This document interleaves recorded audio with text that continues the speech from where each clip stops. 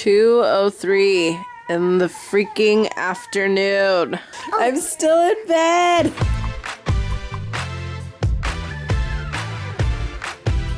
So I was up this morning. Survival 101 tells you that if you get butt naked and, huddle with the person next to you, you'll be warm, right?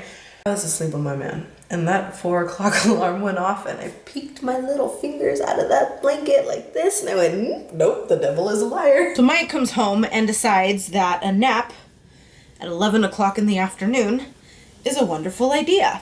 I think he forgets that I'm a mom. Now, it's almost time to pick up my kid, and I've done absolutely nothing, including these dishes.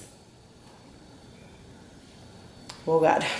No, chick, literally I could never have like an actual wedding, because even when I had Joshua's baby shower, it was supposed to be like thrown for me. You know what I mean? Somebody's supposed to throw the baby shower, and I had plenty of people like willing to throw the baby shower for me, but I am so like controlling and psycho.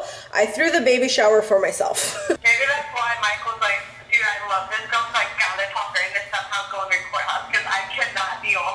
Oh my God, right? So downside, there is no vlog today. Upside is, I'm gonna take the next 5 minutes or so to tell you guys a story that I've been asked about so many times. And it's gonna be kind of hard because I don't have any footage or really pictures or anything to kind of help me with this story. Stephanie and I earlier were talking about weddings and these crazy weddings that we've been in and that we're gonna be in. And it got me thinking about mine and Michael's wedding. I'm trying to find some light because it's getting really dark. The day that Michael and I got married, I wasn't planning on getting married. It was January,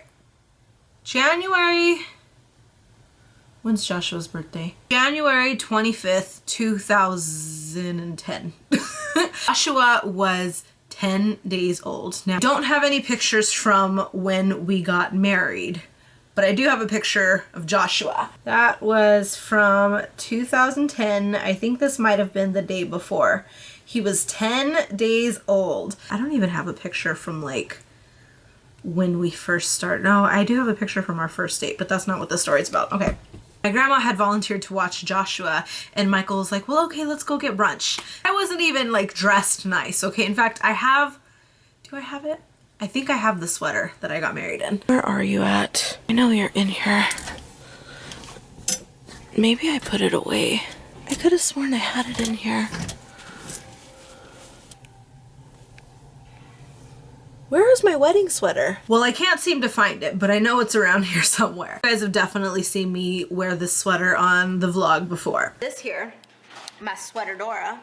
This is actually technically my wedding dress in all senses of the term. I didn't even have like my makeup or my hair done. I did absolutely nothing to myself that day. I think I might have put on a little mascara, and I very clearly remember going like this with my hair, so I'm assuming that means that I didn't even brush it. The restaurant that we had gone to was right next to the courthouse in Bakersfield, California. After breakfast, we were driving near the courthouse, and Michael's like, well, why don't we get married? And I was like, what?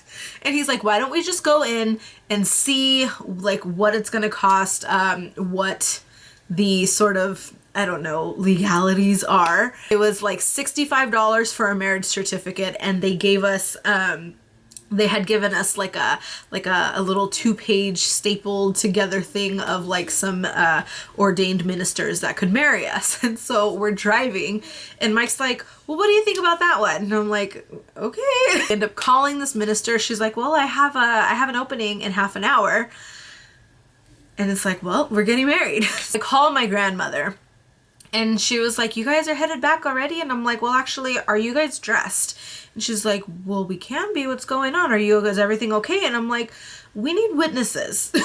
We pick up my grandparents, we pick up the baby. We go to this little, it looks like an office building. It's on Truxton Avenue. It's right across from the courthouse. It's just like these offices that, you can rent out for your business. And this lady had this office. And so we went in. There were maybe 20 seats on each side, but of course we had nobody, just my grandparents and the baby. So we signed these papers, and then it's time to get married.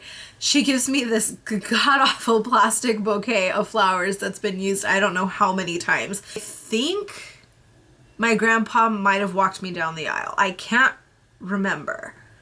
I genuinely can't remember, but I remember my grandma holding Joshua, and he was all pink still because he was pretty fresh, and he had on like a little blue outfit and a little blue hat. It was January, so it was cold. There were no rings. There was none of that. But I walked down the aisle, and naturally the man kind of says his I do's first. So he's like, I, Michael, blah, blah, blah. We're going to be balled and chained together forever. The minister's like, okay, Andy, time to say your vows. I, Andy. And I'm like, I, Andy. I think I, Andy were the only two words that I actually got out. And so it's a running joke between the two of us that I never actually said, like, till death do us part. I never said to have and to hold. I very clearly said, And before I knew it, we were married. I think when I was crying, Michael started crying, the grandparents were crying, the freaking priest was crying, everybody was crying. It was lots and lots of tears. Next thing we know, I am at home and calling my mom and calling my dad. He's calling his parents, and I'm like, well, Daddy, I was married now. Can't remember if they were pissed. I think my mom, I'm sure they were. I'm sure that they would have loved to have been involved. But I think I've always just kind of been the one that will do kind of whatever the mood strikes, and we had been together for a little bit by then. It was really sweet because Mike genuinely just wanted his family to be a family. I think eventually, maybe someday, I get asked all the time, like, how do you feel about not having a real wedding? Party doesn't make you any more married than not having a party does. We've known each other since we were 14 years old, so there's a very, very special kind of friendship that we have along with being married.